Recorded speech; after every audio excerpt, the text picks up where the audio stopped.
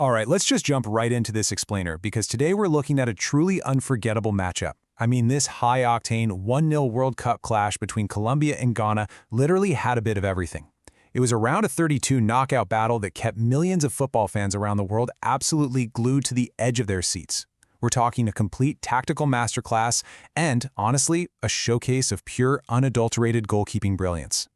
Now, if you just glance at the stats, a 1-0 scoreline might seem, well, kind of quiet. But the reality? No way. This was a high-voltage dogfight from start to finish. We're talking 90 minutes of grueling warfare, incredible defensive resilience, and a goalkeeping performance that is going to be remembered for ages. It just perfectly proves that a lack of goals absolutely does not mean a lack of action.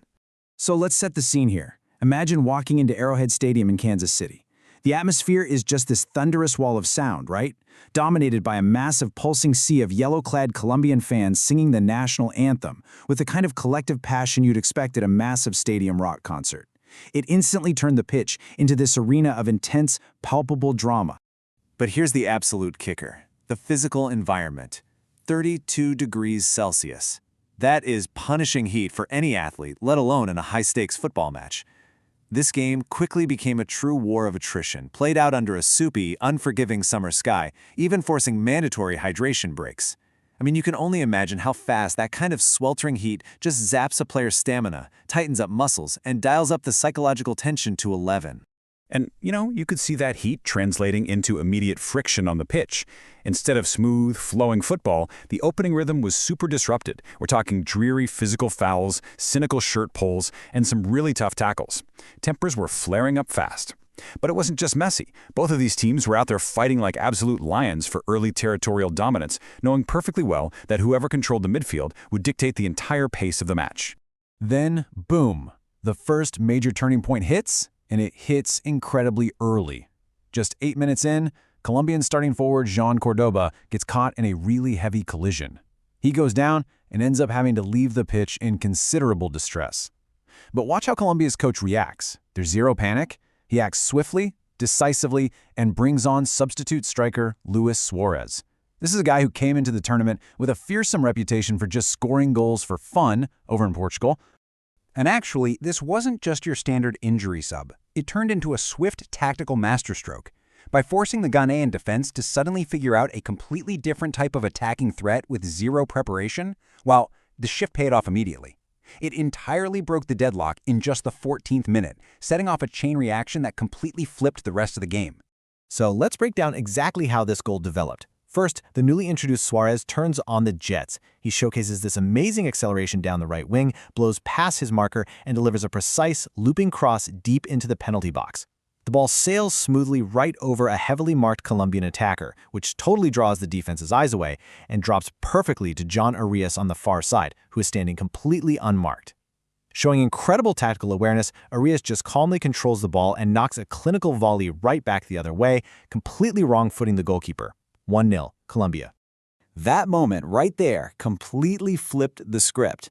After giving up that opening goal, Ghana basically had to throw their carefully planned defensive shape right out the window. Coach Carlos Queiroz forced the Black Stars to aggressively push forward and chase an equalizer.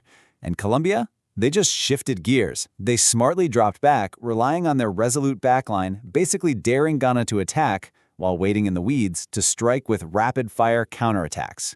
Now, Ghana's aggressive push really started testing Colombia's resolve. The Black Stars actually began enjoying a solid spell of supremacy.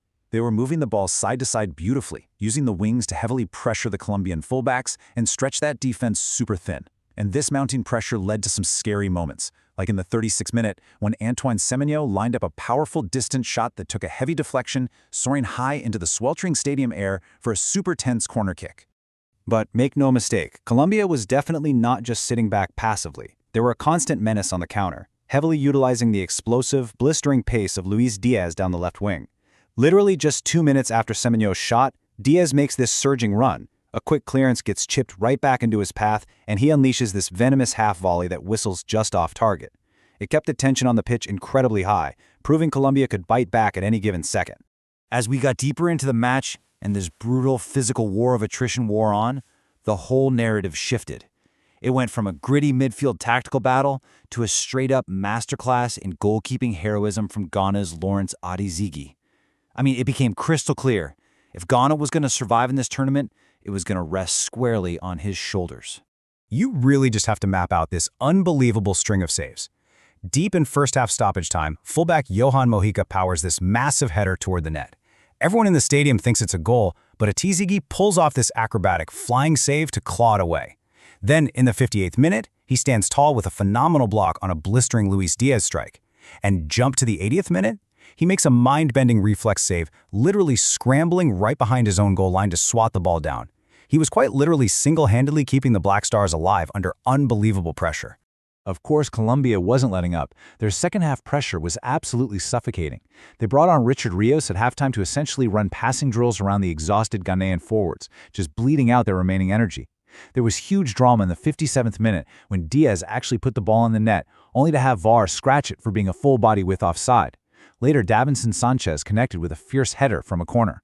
But time after time after time, Adizigi was right there, alertly swatting those headers and shots away. Clearly frustrated by this one-man wall, Colombia finally resorted to sheer brute force. In the 84th minute, Juan Quintero just unleashes an absolute rocket. We're talking a screaming long-range shot clocked at over 100 kilometers per hour. To put that into perspective, that's highway speed. It whistled just inches wide of the post, serving as a terrifying reminder of exactly how lethal this Colombian attack could be if you gave them even a fraction of an inch. So now we're deep into injury time. Ghana is throwing the whole shebang forward, rolling the dice with attacking substitutes like Fatawu and Nuama. The clock is ticking down fast, the heat is still sweltering, and the high-stakes drama is at its absolute, undeniable peak. It's the final heroic stand for the Black Stars, and it is pushing every single player out there to their absolute physical limit. They always say football is a game of inches, right? Well, in the 94th minute, a super dangerous cross swings into the 6-yard box. Luis Suarez gets his head on it, directing a powerful shot dead on target. But anticipating it flawlessly, Adizigi flies off his line and punches the ball away with his fists just 6 inches before impact. 6 inches! A fraction of a second later, and that's game over. With that explosive split-second move, he officially completed a truly historic performance in goal. But then, right on the heels of that unbelievable high, disaster strikes for Ghana. A really careless giveaway in their own half just completely deflates their momentum. This one crucial mistake allowed Colombia to easily retain possession, expertly run down those final precious seconds, and finally hear the referee blow the full-time whistle. Colombia erupts in celebration, securing a hard-fought 1-0 victory and officially punching their ticket to face Switzerland. Meanwhile, on the other side of the pitch, a crushing reality sets in. But, despite the ultimate heartbreak of that final whistle, this unbelievably brave Ghana side bowed out of the tournament with their heads held incredibly high. They fought a phenomenal battle against a massively dominant opponent in some of the most grueling conditions imaginable, leaving absolutely everything out on that grass. Which wraps up our explainer today, but it leaves us with this final, really provocative thought to chew on. In a tournament that is almost entirely defined by goals scored, is a team's true legacy sometimes forged by the shots they stop? Lawrence Adizigi might not have gotten the win today, but his performance, that's going to be talked about for years. Thanks so much for joining me to break this all down. Keep exploring, and I'll catch you on the next one.